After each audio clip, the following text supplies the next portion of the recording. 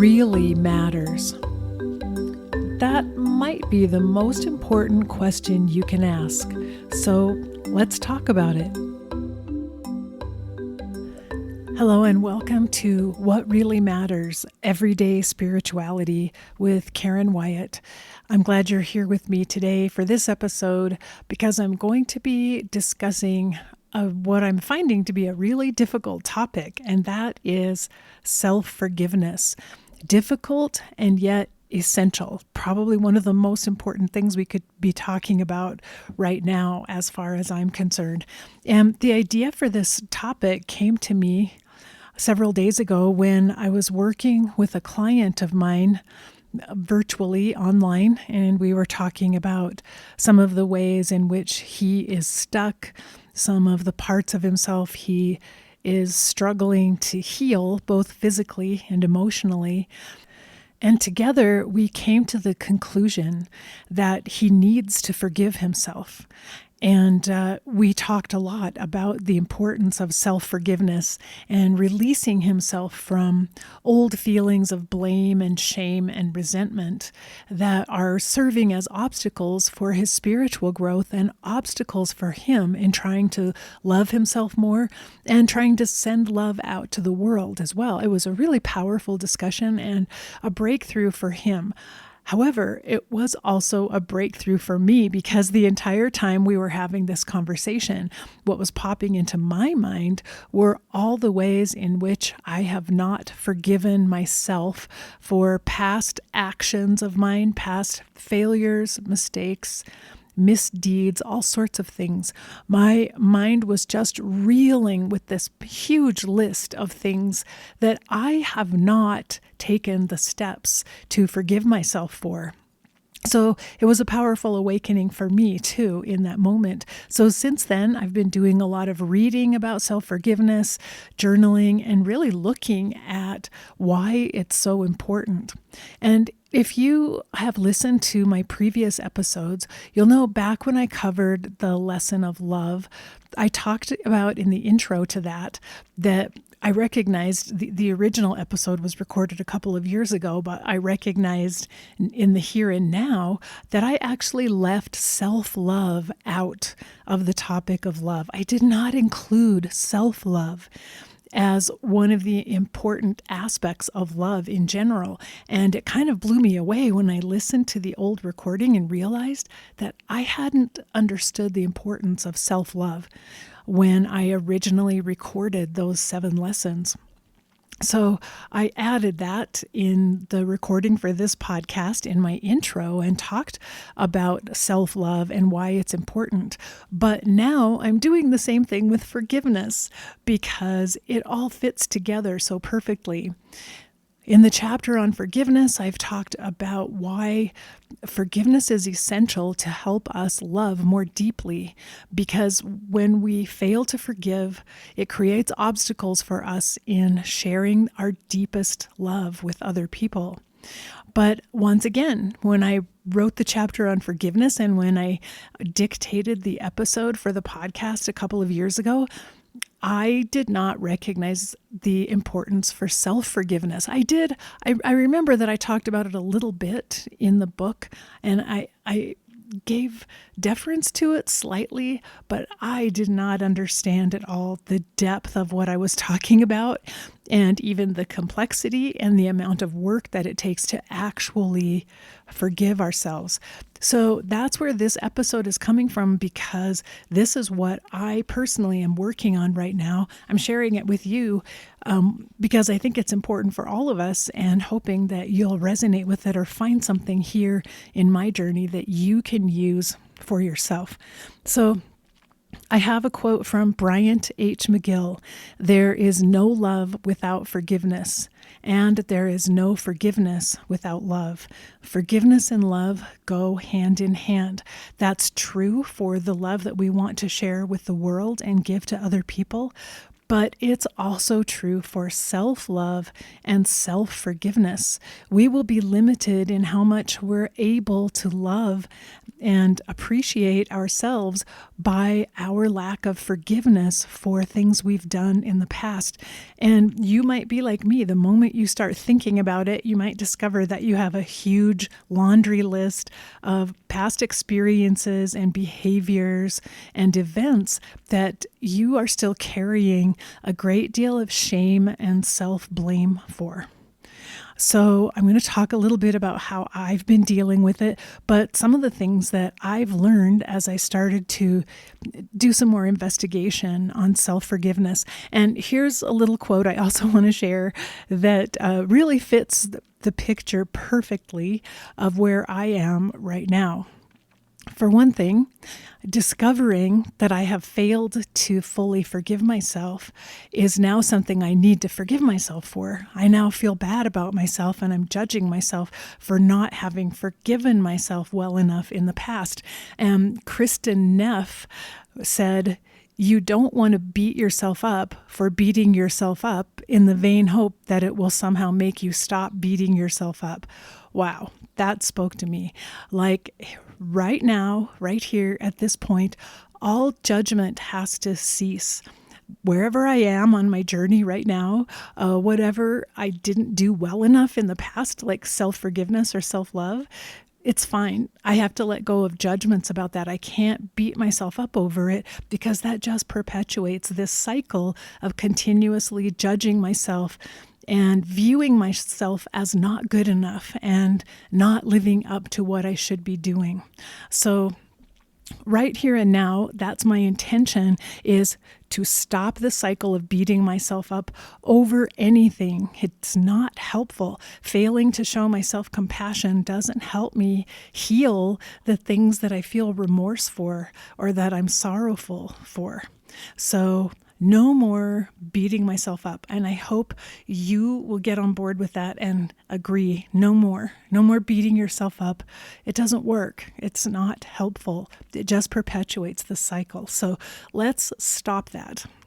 So I've been reading some studies that have been done on forgiveness, including self-forgiveness, and I learned that the idea of self-forgiveness is actually somewhat new in the field of psychology. It hasn't been studied for more than a couple of decades, really, because it really wasn't a concept that was in the mainstream in our society very much before then. There were, of course, teachers who talked about it and mentioned it in their writings and their work, but I think self-forgiveness has really come into the mainstream now, and it's becoming a topic that we really need to deal with now. It's really essential as we move forward for us to look at self-forgiveness. So it hasn't been as important for our society in the past, but it's definitely there now. And now there are a lot of studies that have been done. Many studies have been done on forgiveness in general, but now we're seeing studies that directly look at self-forgiveness. And one of the researchers emphasized that forgiveness of any type, but particularly self-forgiveness, is a process that takes time. It's not something that I can sit down today or here, you can listen to this podcast and suddenly you will have forgiven yourself. It takes time because our self-judgment, our self-blame, our shame is laid down in layers throughout our lifetime, like an onion, like the peel of an onion. And so there's one layer after another, and we really have to start with the outermost layer and start peeling it off in order to get down to deeper and deeper layers. And that takes time, and it takes intention and takes work. So there's no quick and easy way to self-forgiveness. So if anything or anyone tells you that it's really easy, here's how you do it, it's just not. It's not that easy. And so that's something that we begin with. We begin with that awareness and that recognition that I'm starting this process, but I'm going to be working on this probably for the rest of my life. So I'm not expecting that there's going to be a day when I suddenly say, hey, I've forgiven myself for everything. Here I am. This will be ongoing work. And so the point to be made here is that there is no easy way out.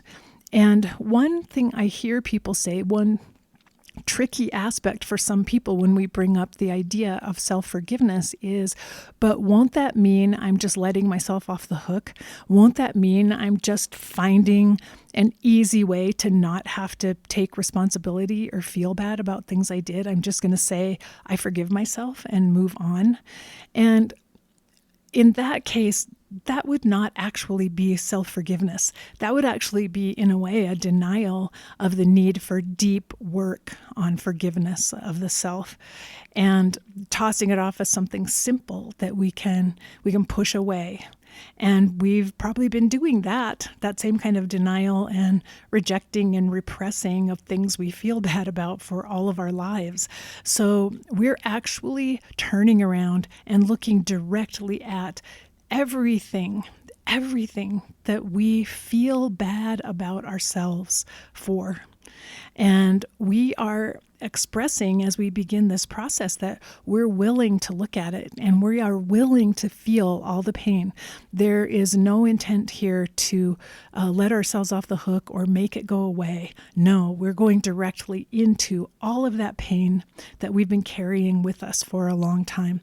So whenever someone says, well, I don't know, self-forgiveness sounds like taking the easy way out. Not at all. True self-forgiveness is not easy, and it's going to be a challenging process for us.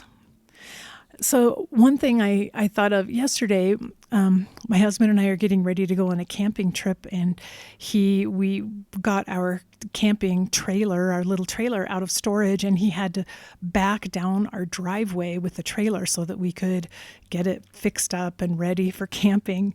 And we happen to have a long, narrow and curvy driveway that goes downhill to our house. So it's a pretty challenging driveway to back a trailer down. It takes a lot of skill. And he only does it a couple of times a year in the summer. So here he was for the first time this year backing down the driveway with that trailer. And it was really, really difficult and challenging. And he had to make lots and lots and lots of corrections in the process of trying to get it down. And sometimes he had to bail on the entire thing and start over again from the beginning. And as I was watching him and trying my best to help in any way that I could, it occurred to me, oh my gosh, this is what self-forgiveness is like. We make tiny adjustments as we go, trying to keep ourselves on track, trying to maintain the right balance as we're working on things. And sometimes we don't get there. We don't get where we intended to go. We may have to start over in some ways. We may have to try again. And so it's a process that requires lots and lots of tiny steps. It isn't that there's just going to be one huge moment of saying, I free myself of everything that I've ever done wrong, and we will suddenly be cleared of that. I mean, it's possible that that kind of transformation could happen for some people, but most likely it's going to be a process for us. And we are going to have to constantly make corrections, take little steps at the right time, be willing to start over, and keep making tiny corrections as we go. So that's part of what's required here as we take on this task of working toward forgiving ourselves.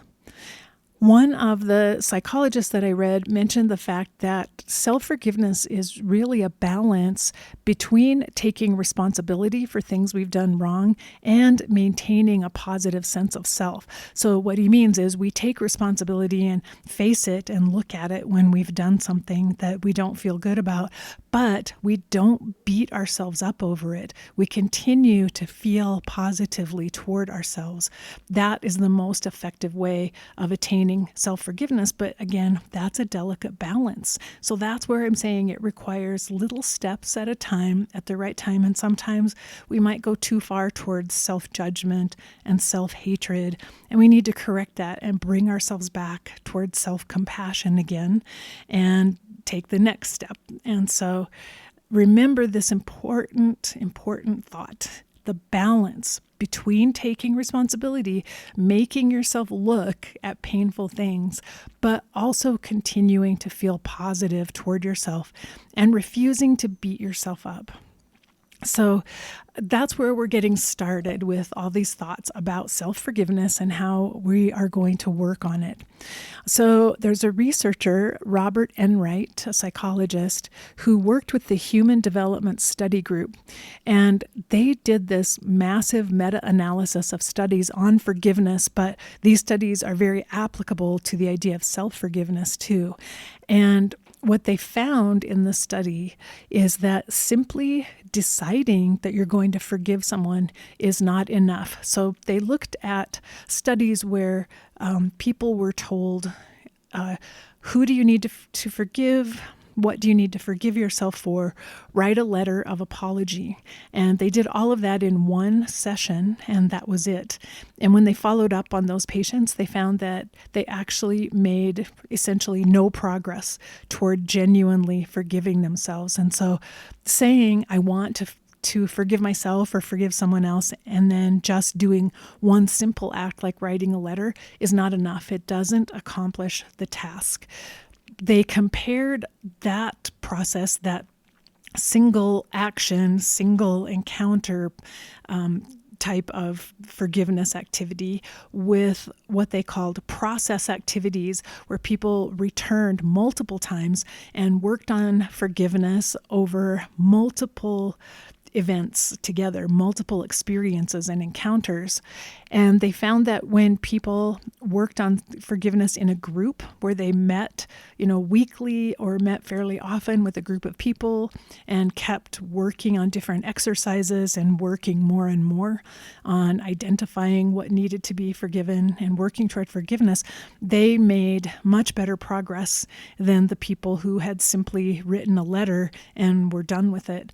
And then the third group were people who actually worked one-on-one with another person who helped them work through their specific issues around forgiveness, including self-forgiveness. And that was the most effective group. When people worked one-on-one, focused on their own issues, dove right in, started peeling those layers of the onion away, and started genuinely working on themselves. So in these studies, because they were scientific studies that were being monitored, there was always some sort of a counselor or therapist present who was helping to guide the person through this process. So in the individual process, there was always someone else there observing and working with them.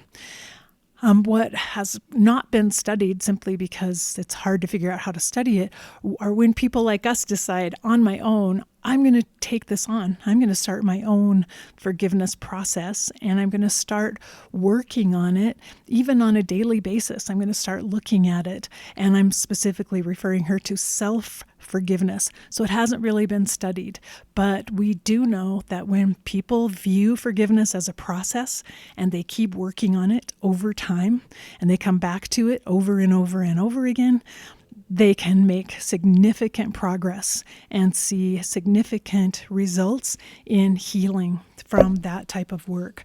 So Robert Enright and his group came up with a definition of self-forgiveness. And this is a good one, I think, for us to use as we look at it. They call it a willingness to abandon self-resentment in the face of one's acknowledged objective wrong, while fostering compassion, generosity, and love toward oneself. So they're describing that balance again between the willingness to really look at what we've done in our past, what we might be ashamed of about ourselves, but just choosing not to resent ourselves, not to hate ourselves or beat ourselves up, to continue to look and hold ourselves responsible for those things, but at the same time feel compassion, generosity, and love toward ourselves. So that's what we're aiming for here. Again, that balance, but that's what this whole process that we will work on toward self-forgiveness consists of. And this might be something, when I get further down the road with this process, this might be something that would make a really good ongoing workshop that a group of us could do together, almost like a mastermind group where we meet online, a couple of times a month over time, over the long term, and work on self-forgiveness. So I'll probably revisit this, and I'll be checking in with you and letting you know where I am. So, one more thing from Robert Enright and his group, the Human Development Study Group. They published what they called the 3 pillars of self-forgiveness. So I'm going to use this as kind of a framework for the steps that we'll talk about for self-forgiveness. First is the release of self-directed negative emotions. So again, it's letting go of, I'm going to let go of hating myself. I'm going to let go of judging myself. I'm going to suspend all of that for now and try to just look the best I can at what I did that I'm ashamed of and why I did it without piling on myself more and more self-hatred and self-loathing, without beating myself up for the choices I made or the ways I behaved. And so the second pillar of self-forgiveness that is essential is cultivation of positive emotions, which means we have to intentionally work toward compassion toward ourselves. We have to intentionally decide at the beginning, I want to be able to love myself more and stop with all the judgment and all the hatred and all the negative self-talk. So it has to be a commitment of ours that we are going to work on self-compassion and cultivate positive emotions all the while that we're in the midst of this process. There isn't going to be a time when we hate ourselves for a while. We constantly have to be balancing taking responsibility and feeling the pain and shame with self-compassion and love. And here's a quote from Pema Chodron. She says, having compassion starts and ends with having compassion for all those unwanted parts of ourselves. That's what our shame really is. That's what our judgment for ways we behaved in the past that don't fit our values, those are unwanted parts of ourselves. Those came from our shadow, and we hate our shadow. We want to send it as far away from us as we can. It embarrasses us. We're ashamed. We're humiliated. We can't believe that we ever did or said those things in the past. We want to send it away. But in fact, the act of compassion tells us we have to learn how to love those parts of us that for most of our lives we have hated. We have to learn how to embrace those wounded parts of us that sometimes have behaved badly in the past and bring them back into the fold, make them part of us again. So finding compassion for all the unwanted parts of ourselves. Now, for the first time, we're opening to those unwanted parts. We're looking directly at them and we're saying, I accept that you are part of me, but I don't want you to be in control of how I behave. I accept that I have negativity within me and I'm capable of doing hurtful things toward other people, but I want to control that behavior with my higher self and who I truly am, my soul, and not reduce myself to behaving from my shadow. But the only way I can do it is by opening up my shadow to the light, by looking at those unwanted parts, embracing them and bringing them back into the light where I can see them and I can see where I need to heal and what wounds are behind the bad behaviors of my past. So the first 2 pillars: release self-directed negative emotions. Number 2, cultivate positive emotions, particularly compassion, self-compassion. And the third pillar is acceptance of responsibility. So this is what makes this whole process not be letting ourselves off the hook. It's accepting from the outset, I'm responsible for how I behave. It's not someone else's fault. I'm no longer looking for someone else to blame. If I behave badly in the past, it's on me. I'm responsible for that behavior, and I need to own up to it. And I need to face it and look at it. That's the only way I can heal. And so we can't get to self-forgiveness if we're still trying to find someone else to blame and still saying that our actions were someone else's fault. So that might be an obstacle we have to get over first. How can we really hone in on our behavior and take responsibility for it? Like, I have choices to make. And I'll tell you, there's some exceptions to this, because some things we might have done when we were children, before our brains were fully developed, before we were adults and fully rational, we might have behaved in ways that now seem foolish to us. So we have to be careful about judging all of our behaviors throughout our lives. What we're looking at is taking responsibility for those times when we consciously made a decision that was hurtful to another person, and we knew it was going to be hurtful to another person. Or when we consciously chose to do something that was hurtful to ourselves, knowing that it would be hurtful. That's what we're responsible for. Those times when we made choices and we could have chosen differently, but we own up to the fact that we behaved the way we did. And now we're taking responsibility for that, and also forgiving ourselves for that. So those were the 3 pillars from Robert Enright and his group: release self-directed negative emotions, cultivate positive emotions, and then accept responsibility for your behaviors. But there's another group of psychologists doing similar studies. They added on a 4th pillar, which actually makes the stool even more stable. 4 legs on a stool is even better than 3. They suggested that self-forgiveness should also include an other component, meaning that if we're forgiving ourselves, that we include, if we've harmed someone else, that we include that person as we're looking at how we're going to forgive ourselves. And what they mean by that is that it might be that we need to make amends in some way or another. In order to fully forgive ourselves, we might need to take a step or an action that helps heal the relationship with a person that we have hurt or harmed.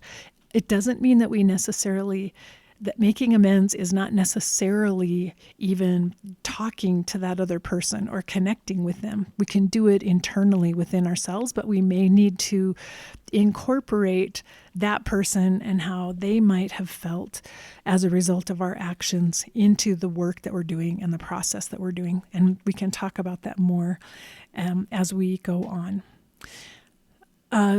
Archbishop Desmond Tutu says, there are times when all of us have been thoughtless, selfish, or cruel, but no act is unforgivable. No person is beyond redemption.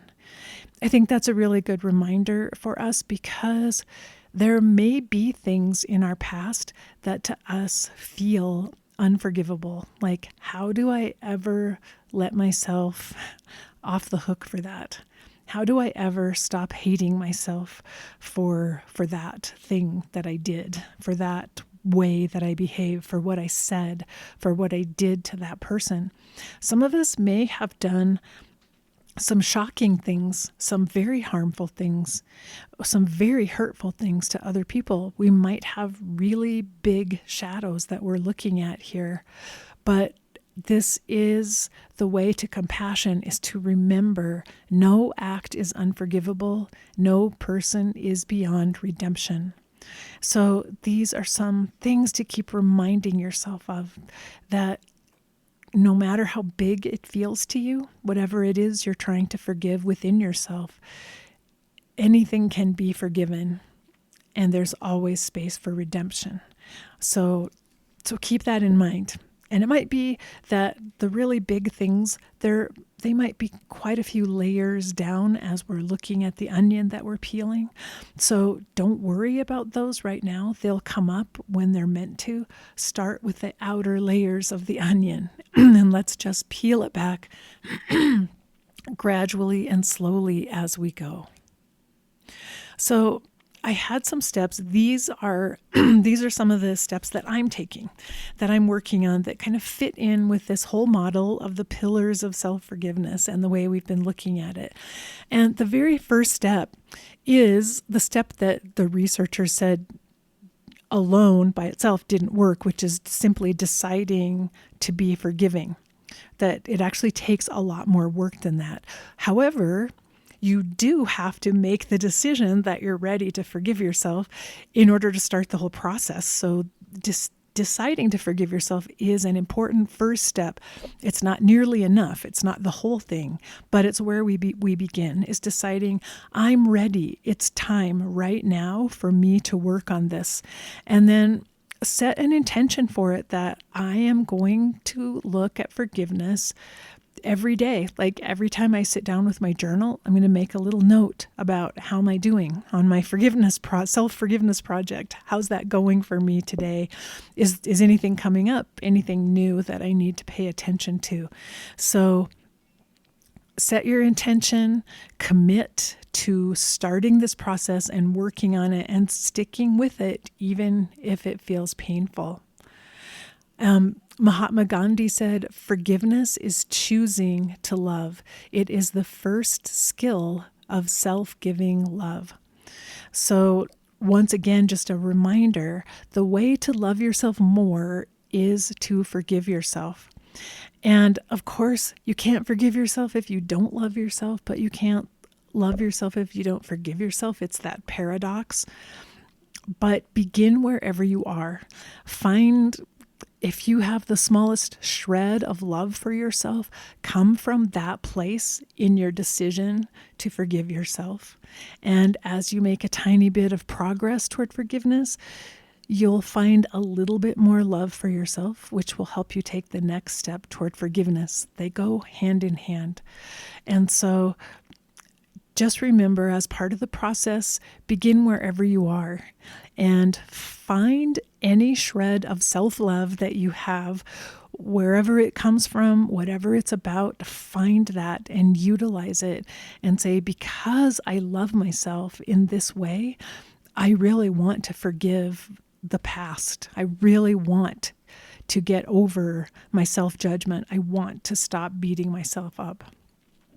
So the next step is to identify the events or behaviors that you want to forgive yourself for. And again, this is like peeling the onion. So you start with whatever comes to mind right now. Chances are there will be many more things deeper and deeper as you go, but you don't have to look at everything. It's important not to take on too much and make it too big a project in the beginning. So start with what comes to you, what's on the outer layers of the onion. Write down some things that right now you feel bad about. You feel shame within yourself about things you wish you hadn't done or said, and make a list of those and think about, how do these behaviors vary from your values? How did you go astray? In what way are these behaviors out of line with what matters to you and how you feel you should behave, so that you're clearly looking at it? I was way off here. Like, I was actually cruel to that person who needed me to be kind and compassionate. So another thing that's really important, and this is the third step, when you've made this list of things that you right now feel shame and embarrassment and humiliation over, that you judge yourself for, that you beat yourself up for, is to be honest about your responsibility for these situations. And I'll tell you why, because sometimes there are things you beat yourself up over that you're actually not responsible for. So for me as a doctor, there are times when a patient may have had a bad outcome from their treatment, but it wasn't because I did anything wrong or made a mistake. It was simply the course of their illness and how it played out. And yet I still judge myself, even though I could not have changed what happened. So that requires a little bit different work than self-forgiveness. That actually requires me to do this process of separating it out and really analyzing it. Did I make a mistake? Did I do something wrong? Did I intentionally choose to do something that would be harmful to a person? And when I analyze the situations that I'm carrying bad feelings about, I can create, in a way, I can separate out those things that I'm not really responsible for. I may be taking responsibility in my mind or heaping that on myself, but it wasn't because I made a bad choice or I behaved badly. So it's important to differentiate between the times when I knowingly and willingly said something negative or did something hurtful to another person, and the times when there was a negative outcome, but not because I intentionally created harm. Separate those things in your mind, because they both require self-love, but there's a little bit of difference here. And the problem is, in our minds, our shame over, say, failing at something we tried to do feels the same as our shame over hurting another person. And yet failure is just a normal part of our lives. We try something new and we may not have been successful, but we might still feel ashamed and we might be beating ourselves up over it.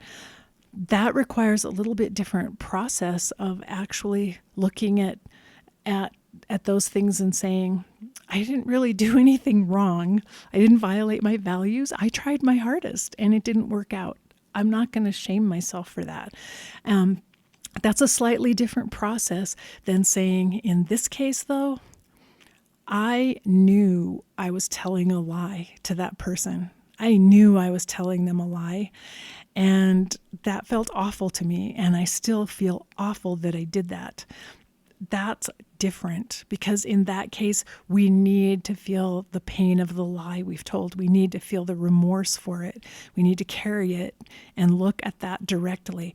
So this process of self-forgiveness is really about looking at those things, those difficult things that we can look back at and know that we intentionally made a bad choice. We made a choice that went against our values. So that's what we're looking for, not the mistakes and things that have caused us embarrassment or shame. So I hope you can see the difference between those two things, and it might take a while, but what you might do on your list of things is circle the things that were actually negative behaviors on your part that you really do need to feel remorse for, so that you can focus in on those things. So like I said, telling a lie to someone, betraying or abandoning a friend when they needed help, intentionally saying something hurtful to someone. So that is this third step. So you decide to forgive yourself, start making a list and identifying the things that you need to forgive yourself for, and then explore with a great deal of honesty, which things are you really responsible for that you should feel remorse for, and which things can you move out of this list into a separate list that you might just need to deal with your self-judgment. The fact is, once you start forgiving yourself for the things you genuinely feel bad about yourself, for things that you have intentionally done wrong, you may find that you have less shame about the other times when you simply failed at something that you wanted to do. You may have less shame because shame is kind of contagious, and it starts spreading out to all sorts of events in our lives that don't go the way we wish they would. So when you start actually forgiving yourself for the things you have genuinely done wrong, if you can use that word wrong, because sometimes I think it's not very helpful to call it wrong, but things that were out of alignment with how we would like to behave as our higher selves. When you genuinely forgive yourself for those things, you may find that the other things on your list start to heal and get better too, and that the shame you feel about those things improves as well. So for now, we're focusing in on those times that you should feel remorse for, because you made a choice that knowingly, or even if it was somewhat unknowingly, you made a choice that was harmful and that was out of alignment with your values, that missed the mark, we could say. And so the next step is to actually experience the remorse for your behavior, to actually look at things that you did. Look at the time when you told a lie. Look at the time when you betrayed someone. Maybe you cheated during a relationship. Maybe you rejected someone and walked away when they needed your help. Something that you now look at and you can't believe that you actually did it. You can't believe that you behaved that way. Be willing to experience the remorse over your behavior. Be willing to sit with that negative and painful emotion, because this is how you will heal it, is that you're willing to embrace it and you're willing to allow it be part of your awareness that, yes, I feel horrible that I did that. I feel terrible that I acted that way toward that person. Allow all those feelings to arise and just simply be with them. And you may want to journal about the remorse you feel, about the thoughts that come up as you're going through the remorse over your actions. And again, this is one reason it's important to not try to make such an extensive list that you're looking at hundreds of different behaviors at one time. To take it slowly and work through a few things at a time, gradually peeling back the layers of the onion, as I said, because this remorse can be intense, and you want to be able to truly feel remorse and identify it for each event and each behavior. So again, experience the remorse, allow the feelings to be there, and then do some journaling about your thoughts and feelings as you work on this practice. And for each of these events, if it feels appropriate, you may want to make amends whenever it's possible. And making amends, as I said, it doesn't mean that you have to go to the person if you've done harm to someone. It might be someone who's not even in your life anymore. You don't have to try to find that person and apologize to them, but you can do something energetically, like writing a letter to them that you later burn, or writing down. You can write down something about how you wish that you had behaved and what you wish for that person now. You could even write a positive letter that what I wish for you is that in the aftermath of the pain I might have caused you, that you have found healing, that you have found love, that you have found joy in your life, and that my behavior is not of the past is not an obstacle now to you being your best and highest self. So something like that. And again, so it doesn't have to be actually shared with the other person, though it could be. Especially if it's someone who's in your life right now, day to day, you may want to apologize or go to that person and explain to them the remorse that you're feeling right now. And I wanted to share another quote. And this is, again, it's about feeling compassion for ourselves as part of self-forgiveness by Tara Brach. Feeling compassion for ourselves in no way releases us from responsibility for our actions. Rather, it releases us from the self-hatred that prevents us from responding to our life with clarity and balance. And what she's saying there is that self-hatred becomes the obstacle to self-forgiveness. And so that's what we're trying to overcome. Any type of self-hatred that we've been carrying with us and storing up inside, we need to overcome, because we can't fully love ourselves. We can't fully have compassion for ourselves until we overcome the self-hatred. So that's what we're working toward here. Even being able to love ourselves through this painful process of feeling remorse for our actions. Remember the balance, feeling the responsibility and the remorse, but at the same time saying, I love myself. I forgive myself. This is really hard. I don't know why I behaved that way, but I need to forgive myself, and I need to heal this, and I need to move beyond it. Because in fact, when you heal that negative energy within yourself, you will actually be helping the person that you hurt to heal as well, because you're shifting the energy around this painful wound. Whatever you heal within yourself, you extend that same healing energy to the other person. It's powerful. So this act of self-forgiveness, it's not just selfish. It's not just about you, but it's actually putting healing, positive energy out there so that anyone who's been wounded by you can experience a shift as well in any negative feelings they're holding on to also. So the next step after you make amends, if that's necessary, and I have suggested to some people you can make amends by helping someone else. It's not related to the person that you might have harmed, but maybe you go volunteer in a nursing home for a while. If you cause some harm to your grandmother, you go volunteer at a nursing home. Maybe you go to an animal shelter and give your time and love to the abandoned animals in the shelter.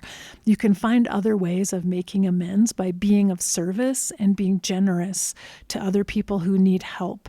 And then you dedicate the service that you're offering to the person who was harmed. And you also dedicate it to yourself. You're doing this act of service out of love for yourself, out of forgiveness for yourself, out of love for the other person, and out of offering them your sincere desire for healing to happen between you. So that's another way of making amends, just finding a way to be of service and be helpful to someone else out there. Next, you recommit to your values. And I think that's a helpful review when you're looking at, gosh, I lied to my friend and I ended up breaking our friendship because I told her a lie. My values say I should never lie to someone, especially someone I care about who's important to me, but I shouldn't lie to anyone. And it felt horrible to lie. And immediately I knew that it was the wrong thing to do. And I don't want to lie again. And I'm willing to feel the pain and the shame of having lied before, because that will remind me in the future, that's not how I want to behave. This is not who I want to be. It's not my highest self. It's not my best behavior. I choose not to do that again.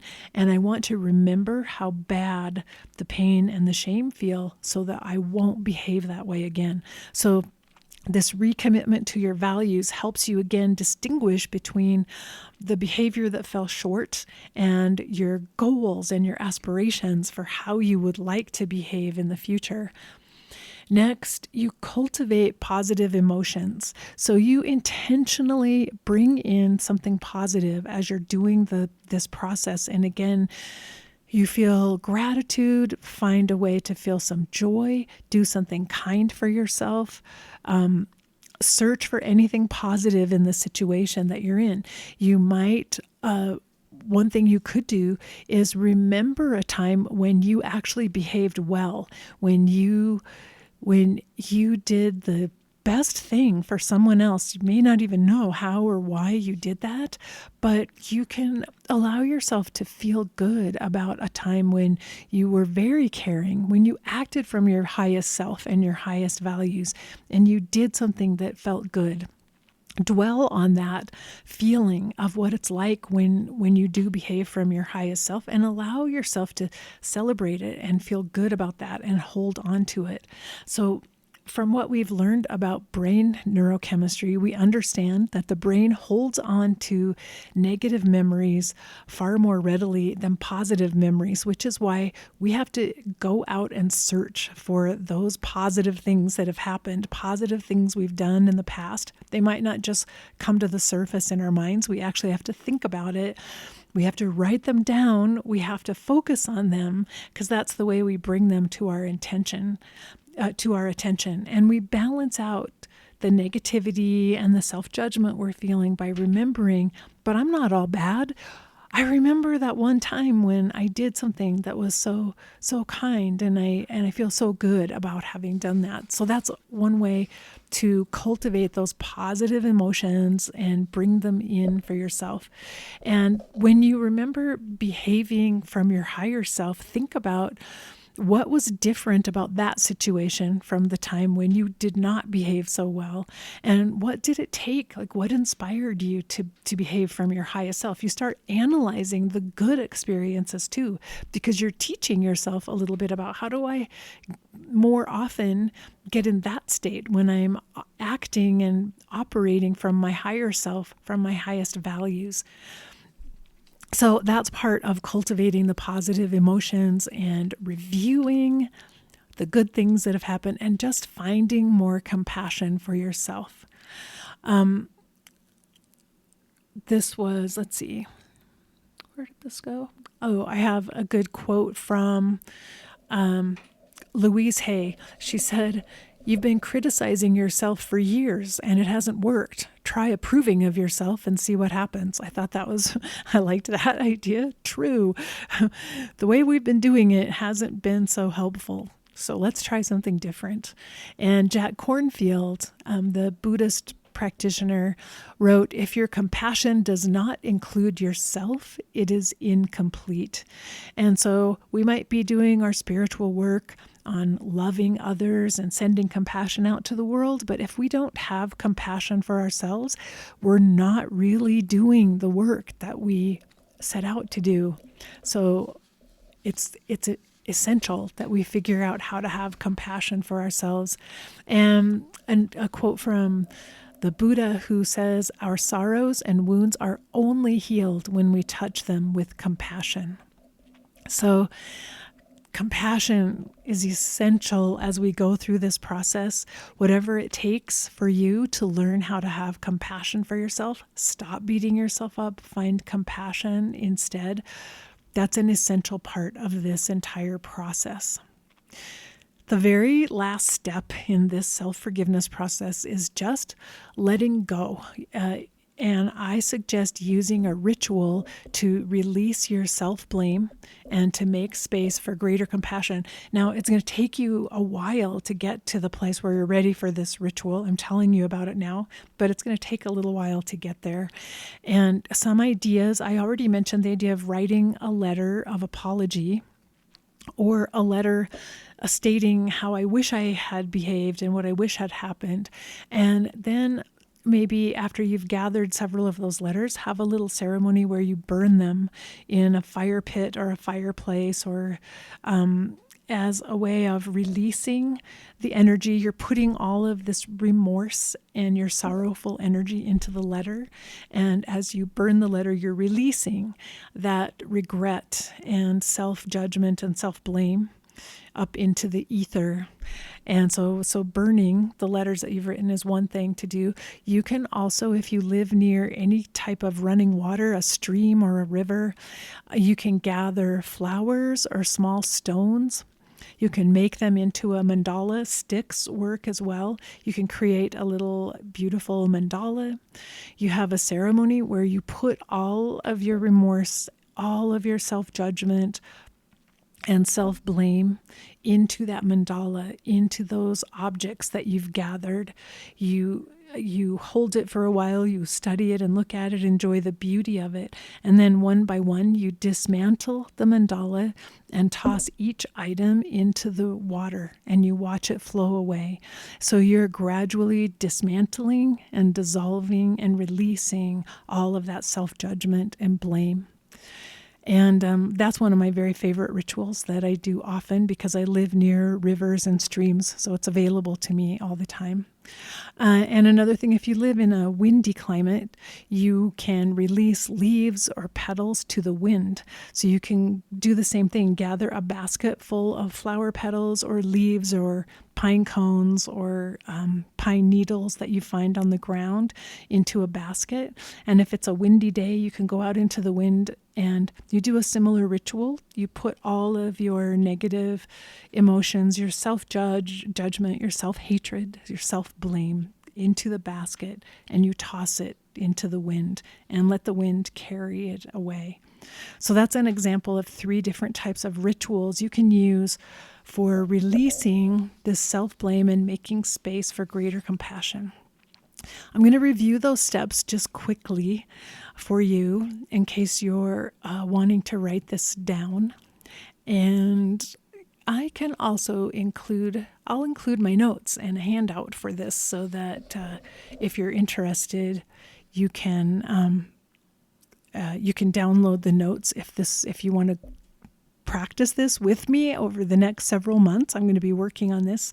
So the steps, there are 9 total steps that I've come up with here. First, decide to forgive yourself and set an intention and commit to it.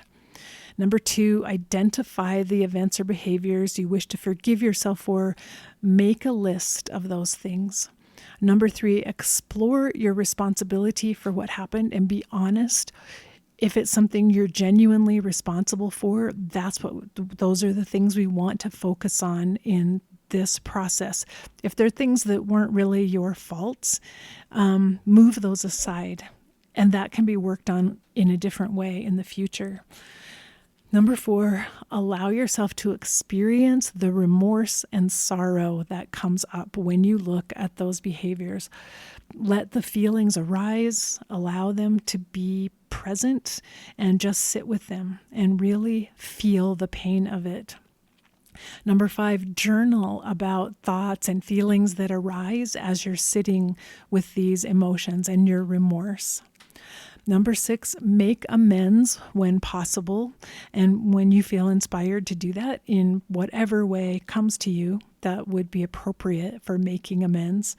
Number 7, recommit to your values. Remind yourself of your higher values and who you are working toward being as a spiritual person, and how you would like to behave in future situations when something arises like this. Number 8, cultivate positive emotions, lots and lots of them, and remind yourself of the good things and the good times and when you've been helpful to others. And find abundant compassion for yourself within that work as you're cultivating positivity. And number 9, use a ritual to let go and release your self-blame, which will help you make space for even greater compassion. So those are the steps. Wow, I ended up talking for almost an hour, which was longer than I thought this would go.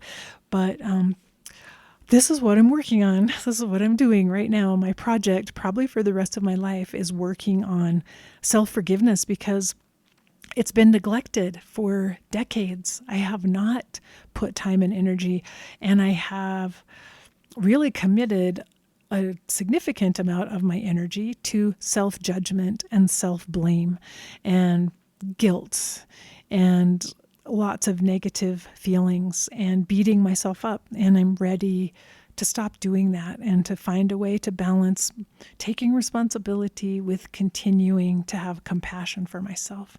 So I hope you find this helpful. You can come to the show notes for this episode, and I will link to the handout that I used, the notes that I used, in case you want to have any of this at hand if you decide to join me in self-forgiveness. So thanks if you stuck it through with me for this whole hour. Thanks for being here, and we'll see you in the next episode. Remember, we're here for love. So face your fear, be ready for whatever happens next, and love each and every moment of your life. Bye-bye.